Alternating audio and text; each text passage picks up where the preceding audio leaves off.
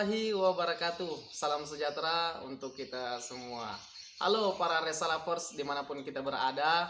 Semoga kita selalu diberikan nikmat kesehatan dan rezeki dari Allah Tuhan yang Maha Kuasa. Jadi di video saya kali ini teman-teman para Resa Lovers, saya akan menceritakan seutas kehidupan tentang Resa. Karena kemarin di kolom komentar di video saya sebelumnya ada netizen atau pecinta dari Resa menanyakan, "Bang, tolong dong diceritain kisah tentang Resa." Resa juga katanya pernah dapat kaset tentang Nika Ardila. Ini komentarnya teman-teman, coba dilihat. Nah, jadi di video kali ini teman-teman saya akan menceritakan kisah kehidupan Resa yang singkat saja, mungkin selama 5 menit. Semoga kita banyak mengambil pelajaran di dalamnya. Ayo teman-teman, kita dengarkan kisahnya. Saya kutip dari salah satu sumber yang terpercaya teman-teman, kisah tentang Resa. Resa atau yang biasa kita dengar atau yang biasa kita sebut dengan Resa Jeneponto itu berasal dari Kabupaten Jeneponto.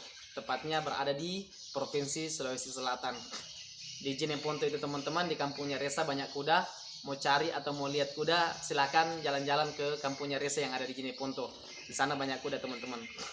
Berbicara tentang Resa, Resa kelahiran 13 Oktober 2002, berarti umurnya kurang lebih sekarang itu sekitar 19 tahun teman-teman. Resa tidak lahir dari seperti kita kebanyakan orang, tetapi ia lahir dari golongan yang tidak mampu teman-teman, atau sebut saja bisa kita bilang miskin.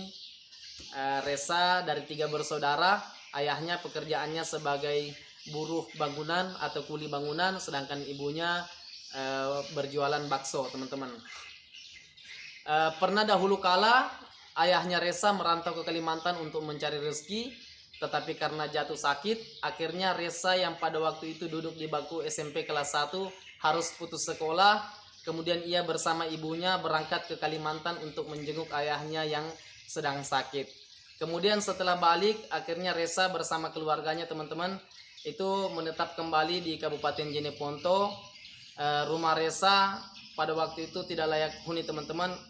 Rumahnya atapnya bocor, bahkan bukan berdiri di atas tanah sendiri, itu di tanah milik orang lain, yang ketika suatu waktu orangnya mau datang ambil, akhirnya Resa harus pindah rumah lagi teman-teman. Awal perjuangan Resa itu sangat sulit teman-teman. Dari kecil dia sering membantu ibunya berjualan bakso, atau dia datang berkeliling-keliling nyanyi di hajatan yang satu ke hajatan yang lainnya. Pernah teman-teman suatu waktu Resa bersama orang tuanya tinggal di kota Makassar di rumah kerabatnya. Pada waktu itu sama sekali tidak ada yang bisa dimakan teman-teman. Tidak ada lauk pauk, tidak ada nasi. Akhirnya Resa keluar rumah, ia mendengar hajatan, ia mendengar musik. Kemudian dia pamit sama orang tuanya untuk pergi keluar sebentar. Ternyata Resa pergi menyanyi di hajatan tersebut teman-teman.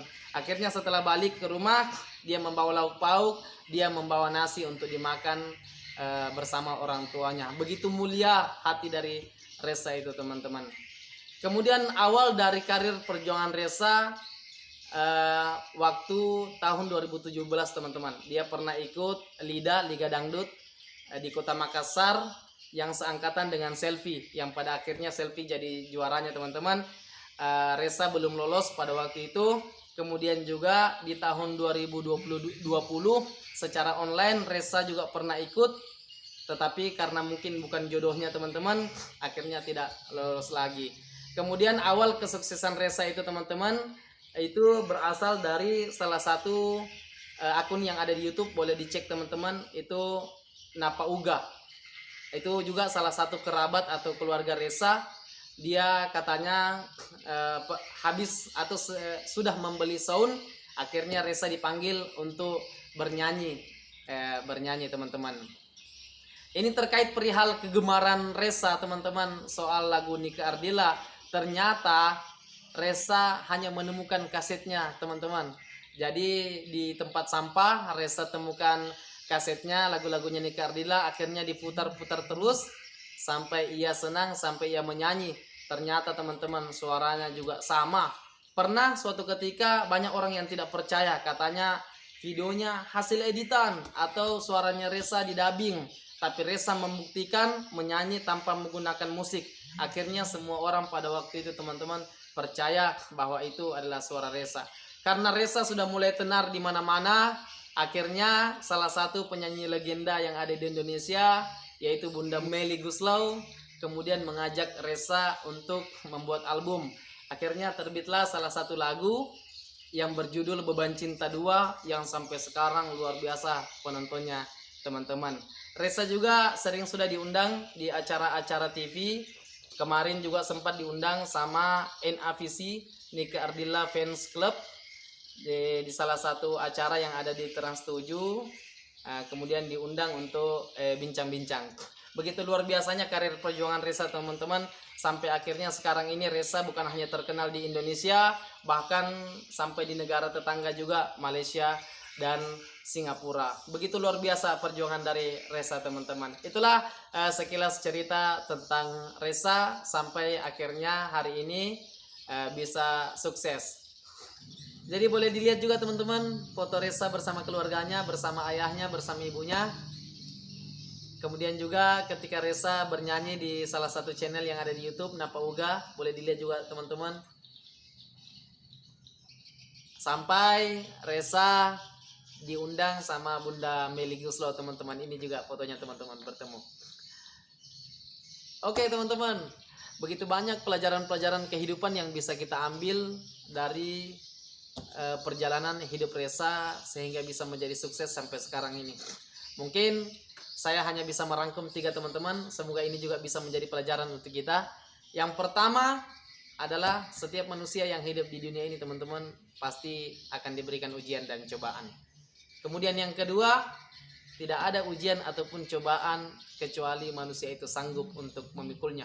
Kemudian yang ketiga teman-teman, untuk Reza ada pepatah yang mengatakan bahwa ikan di lautan tidak akan pernah besar, tidak akan pernah kuat kalau tidak ada arus dan gelombang. Begitu juga kita manusia hari ini tidak akan bisa menjadi sukses, tidak akan bisa menjadi berhasil kalau tidak ada yang namanya tantangan dan rintangan. Itu dari saya Bang Farid 39. Terus tonton video-video saya. Assalamualaikum warahmatullahi wabarakatuh. Salam lehoy.